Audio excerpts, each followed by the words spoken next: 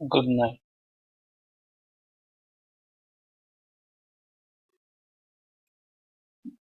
Last Christmas vacation, I went to Desierto de la Tatacoa. I stayed for a weekend with my family, my wife and my two children. I liked it because it's cheap. I just paid 200 per person. I like it because I love place to visit. For example, I went to Los Hoyos Pool and liked a lot. I came back 24th of December 27 because of stay work 25 on December. Recommendation is recommended for airplane sunset to that go to live. It is important to carry umbrella.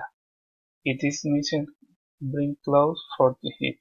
It is a recommendation that works during the night. It is important visit the whole pool. Is necessary careful listen that is throughout the day.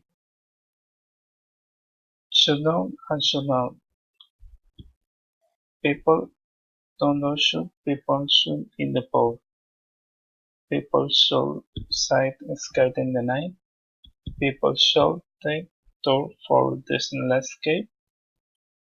But people do not show throw garbage. People do not show work phone again. If people don't show work winds on sunscreen.